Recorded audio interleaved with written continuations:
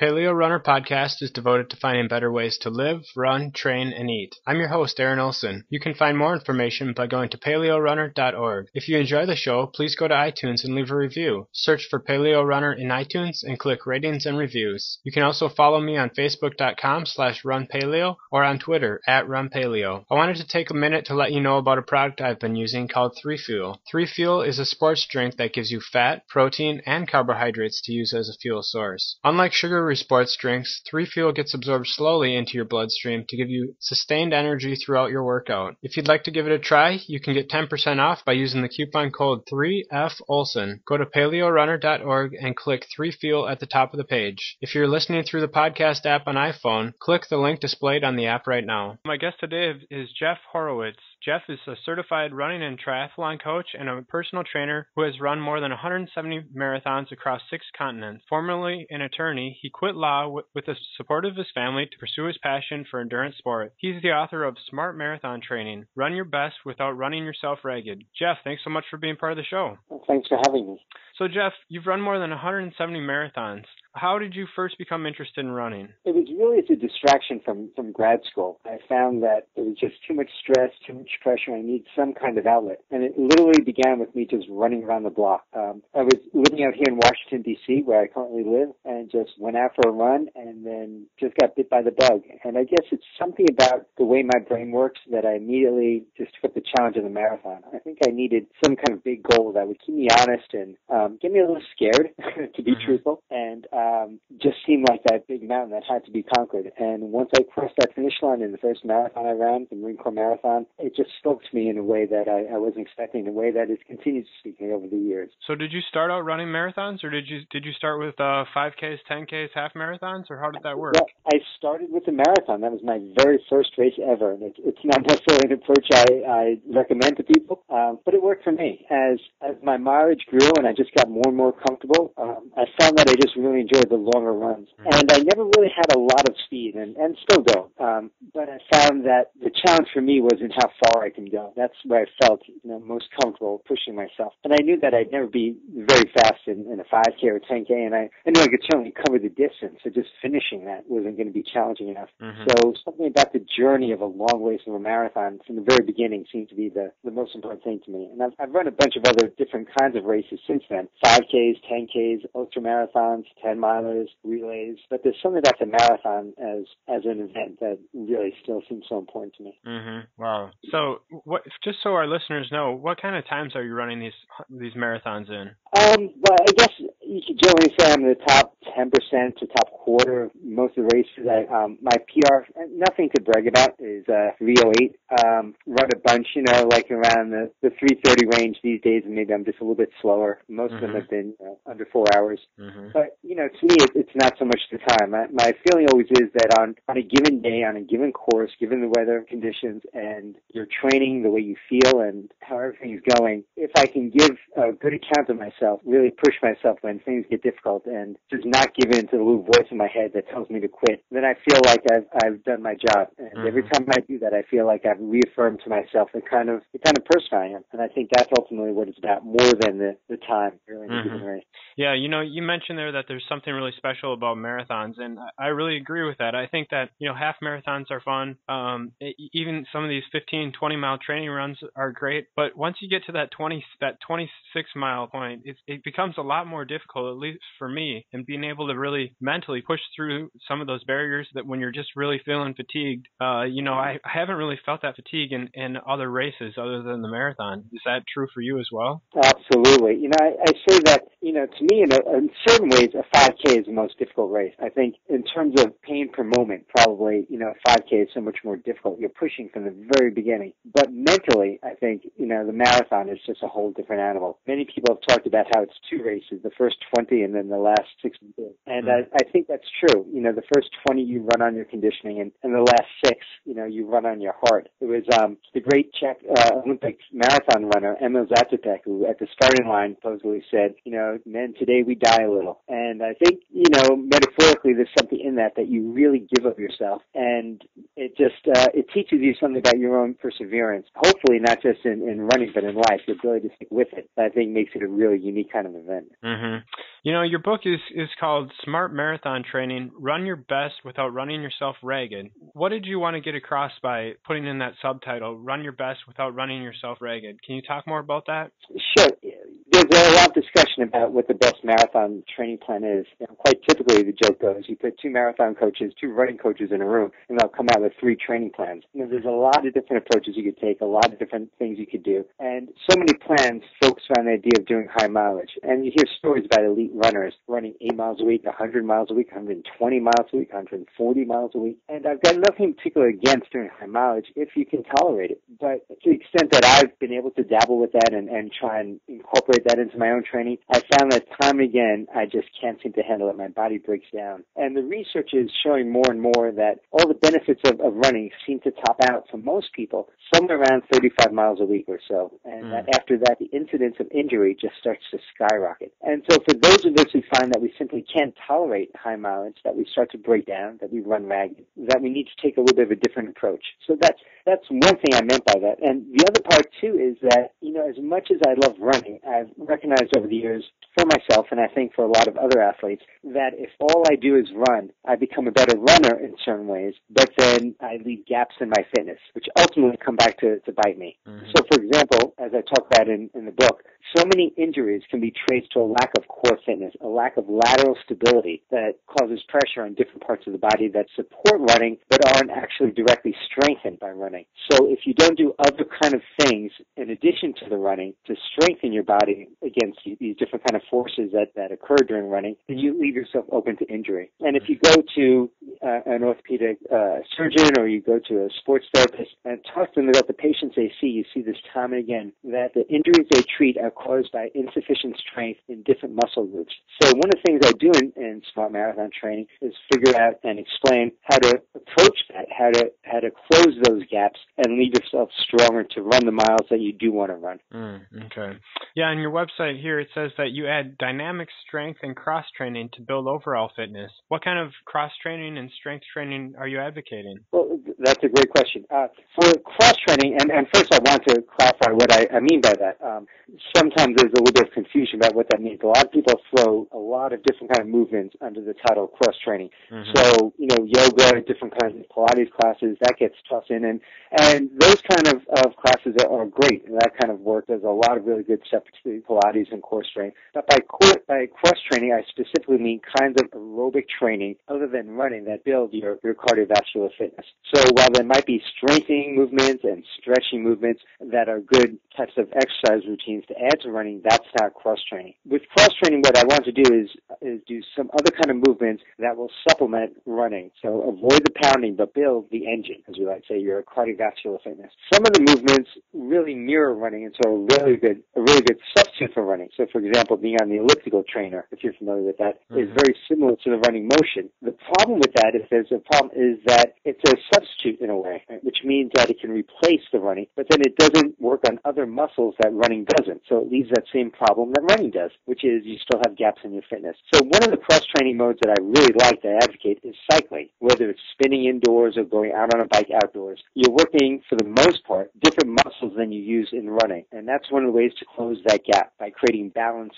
strength. So other muscles, for example, the quadriceps on the front of your leg are activated more, and so that will be there to help you as a runner. And since running is mostly using the muscles on the back of your body, your glutes, your hamstrings, as you paw the ground and push your body forward, a lack of strength in your quadriceps in the muscle of the front of your leg leaves runners more susceptible to patellotendinitis, that is, runner's knee. And cycling will help prevent that. So in addition to providing a non-impact way to build your cardiovascular engine, it also closes that strength gap and reduces the risk of injury. So cycling is a big cross-training mode mode for me. Okay. And then briefly you also mentioned about strength training. I believe in certain targeted types of movements that build core strength. And again, with definitions, the core being anything from about mid-thigh to your rib cage, front and back, all around your body, the real foundation of your strength, the stable base from which all movement, the movement of your arms and legs can come from. And for runners, your hip strength, especially your glute medius, the outer hip,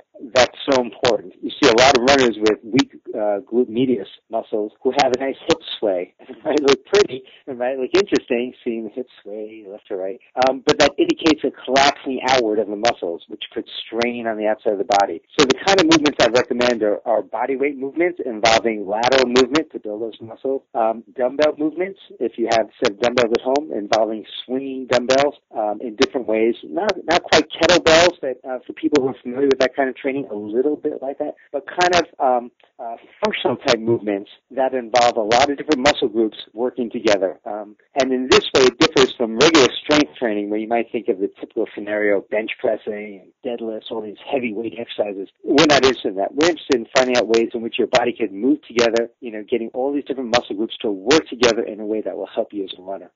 Interesting. So, you were mentioning a few minutes ago that you really pare down the training to around 35 miles a week, or at least you said that that's kind of where you start to see some diminishing returns. Now, when you ran those, like the 308 marathon, were you only running 35 miles a week? No, I typically don't run a whole lot more than that. I think I top out usually in my heavier training weeks at about 50 miles, and that surprises people sometimes. I remember I gave a seminar not too long ago when I talked about that. You can run a great marathon, a personal best, less than 40 miles a week. I remember there's one woman sitting in one of the front rows just looking at me, shaking her head, no way. And I laughed. I said, well, this is not the end of the story, though. There's a lot of other work to do, so we'll see at the end if you still disagree with me. And by the end of the talk, she kind of grudgingly at least understood and agreed with the concept of not committing to doing it herself. But yes, that's right. I believe in very targeted runs. I found when I did a lot of running, at least for me, and I found for a lot of other people who do high mileage, a lot of their workouts don't target their specific goals. A big part of what small marathon training is about, and I teach a course at a local university here on running, and I try and impart this concept out with my students. If they get nothing else from the class, if people get nothing else from the book, they should at least get this. Be very purposeful in your training. I tell folks that every workout that they do should have some kind of target that moves them closer to their overall goal. If they cannot articulate what that workout does to move them closer to their goal, it's not clear to me why they should be doing that workout. So if you're doing just an easy 6-mile run or an easy 8-mile run just to boost up your weekly mileage, I'm not sure what that does for you if your goal is to do a Boston qualifying marathon. Now, if you tell me that you're doing, speed work and building on what you've done over the past month and preparing for what you're doing in the coming workouts by hitting certain targeted times on the track, that makes sense. If you tell me that you're doing a long endurance run, building, an extra 2 miles onto what you achieved in your last long run from the week before and preparing for your 20-miler in, 3 weeks, that makes sense. If you tell me you're doing a tempo run to acclimate your neural system to the kind of movement and late turnover you need to do to keep at your race pace, your target race pace, that makes sense. So I believe in very targeted workouts. And those three kind of workouts, the endurance building workout, the speed workout, the tempo run workout, I believe are the core of a good training program. So if you have 3 solid days of running a week and you do the other cross train, strength training, now you've got a very purposeful training plan. And following that will really help you get to your goals with a lowered risk of injury.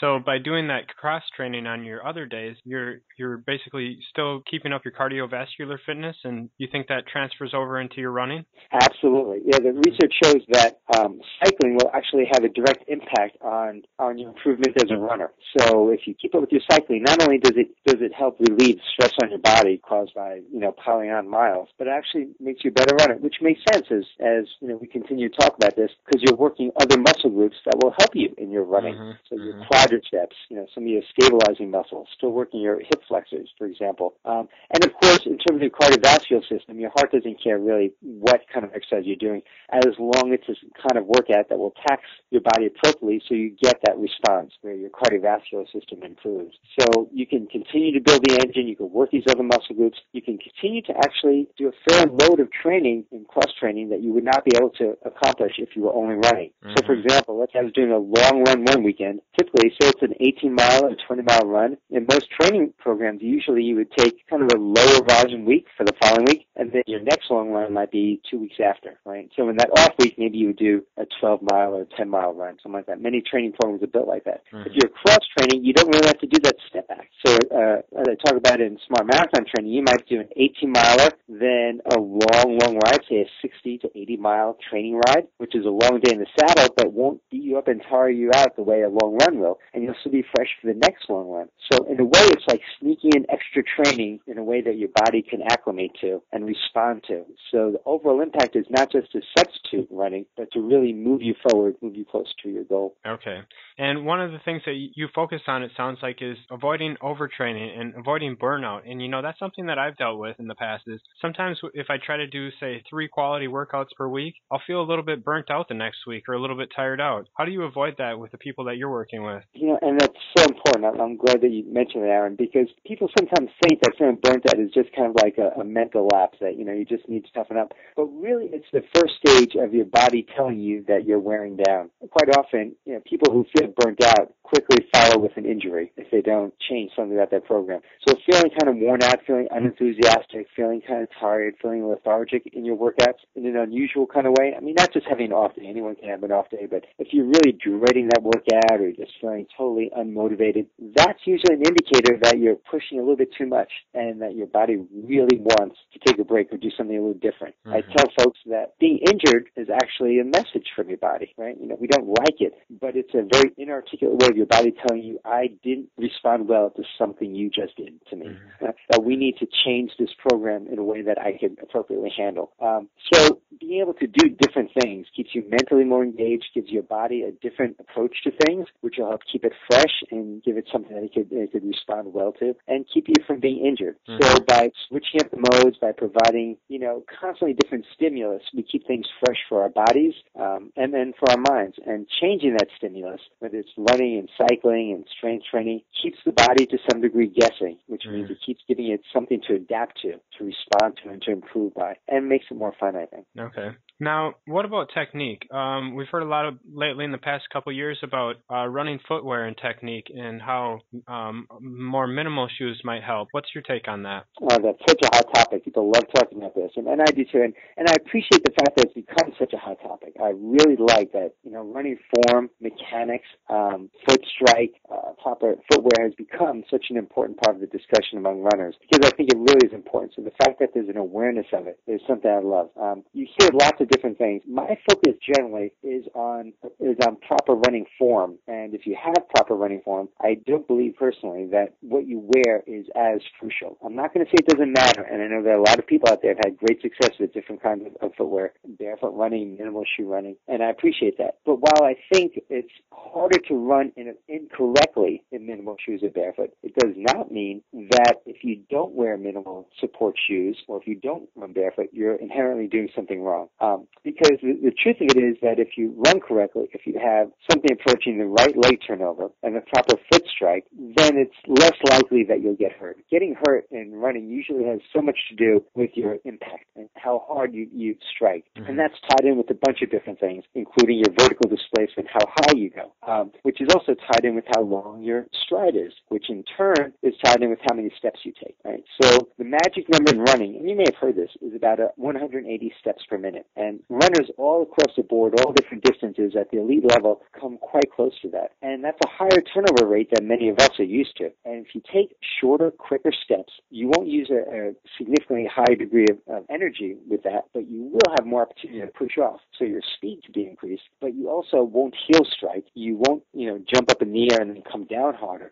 So the result will be that you'll be less likely to be injured. So I focus so much more on making sure that you, land center foot. I won't say mid-foot strike because you don't actually land on your arch, but that you don't heel strike, that you land, center foot, and you do that by not overstriding, by taking short, quick steps, by trying to get that close to that 180 steps per minute leg turnover. And if you can do that, if you can take short, quick steps and run quietly, not slap the ground hard, not make a lot of noise, but focus on trying to run quietly, then what you wear on your feet, I believe, is really less important. There might be some folks who disagree, but I think generally this holds true, and I think most exercise physiologists agree with this approach. So, Jeff, I'm wondering if you could give us a little bit of a flavor of what a program of yours might be like for someone, say, training for a marathon or a half marathon.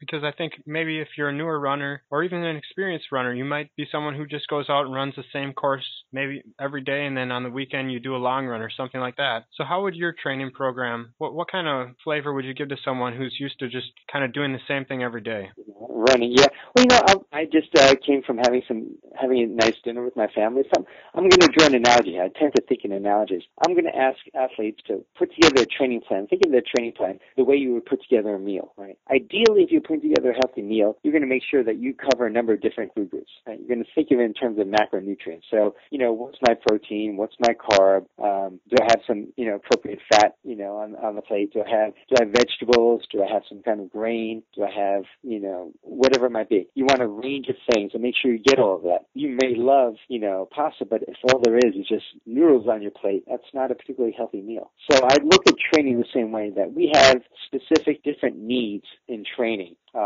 that we need to meet in order to create a healthy, strong body as runners, but also really just as athletes. In a way, I think of my approach as being not just about creating a better runner or a healthier runner, more injury-resistant runner, but in a way creating a more overall healthy person who can then do whatever they want to do, whether it's running or mountain climbing or what have you. So think of your training program being the same way. So you have endurance-building needs. Are you working your body appropriately to build endurance? You have speed needs if you have a race goal. Okay, are you incorporating specific workouts to build your speed to meet that goal? You also have strength needs, and the need to do that has to do with making sure that you have bone density, that you become more resistant to stress fractures, right?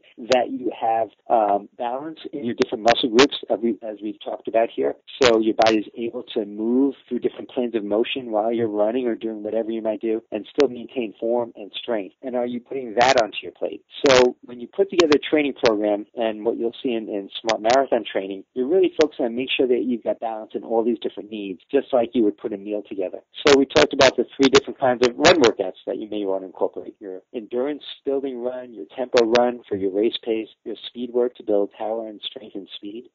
We talked about building strength, and in smart marathon training, I talked about how we incorporate balance work to strengthen your proprioception system, that is your body's ability to monitor itself in space as it moves, to make you more stable as a runner.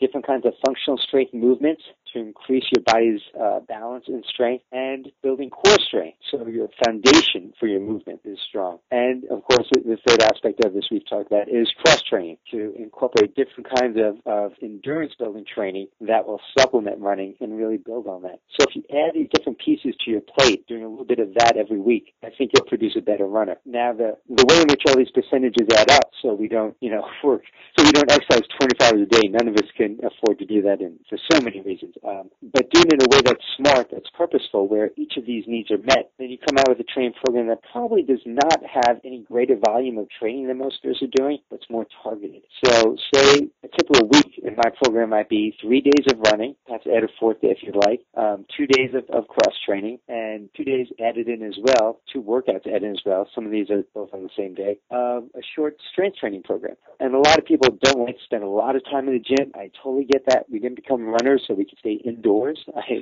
totally understand. But with the strength training program, it might be as little as 15 to 20 minutes, just twice a week. And if you do it in a very targeted, purposeful way, you'll get all the work done that you need to do and not spend a lot of time inside the gym and have a real impact on your overall fitness. So that's a little bit of an overview of why we do it the way I recommend and what it would look like. Okay. Well, how about periodization? A lot of times you'll hear from coaches that, you need to work during one part of the year on, say, your base training, another part on speed training. Is that true, or is this something that you can kind of mix in throughout the year? Right. Well, that's a great question. It really depends on kind of what your individual goals are, what your body can acclimate to, what your training plan is generally going to look like.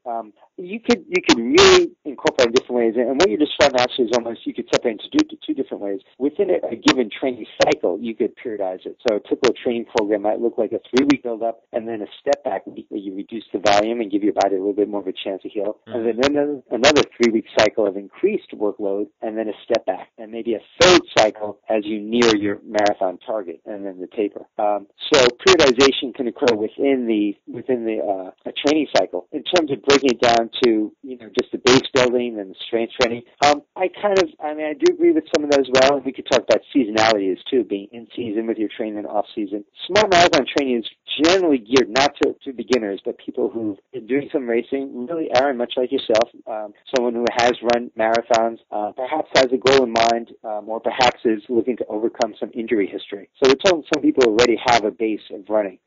So someone who's brand new to running, building a base would be the first thing. Just run. I do believe that from the very beginning you should do other kinds of training as well, build your core. But not to worry about speed work, that would just come naturally as you build on the miles anyway as a beginner. But once you reach that level of being a little bit of a journeyman runner, then you want to kind of plan your program different ways. And with the base building versus speed in terms of where you put that in the season, different coaches will give you different advice in terms of the order of that. Some coaches like to front load the speed and then add in some endurance building. I kind of like to tackle both of those, at the same time as you build, assuming that you've got an initial base, to start with. Okay. I also believe in an off season, though. I think that's nice to just tailor this stuff back. I don't think we should be doing this kind of targeted training year round. Most people kind of, as you've talked about, start burning out on that. Okay. So, Jeff, tell me a little bit about what you've been up to this year with your marathons and marathon training and what you got coming up in the future. Well, thanks. Always looking for some kind of challenges. I continue to do marathoning. I've got, my big project now is my family, I've got a little boy, so that's a marathon of a whole different kind for people. Oh, congratulations. No, thanks. People understand that. So, I work around that. I met my goal of doing at least one marathon in each state. And as you mentioned, I think an intro, racing around the world has been important to me. I've started doing some stage racing, so I did a race in the Rockies, a 3-day race last year.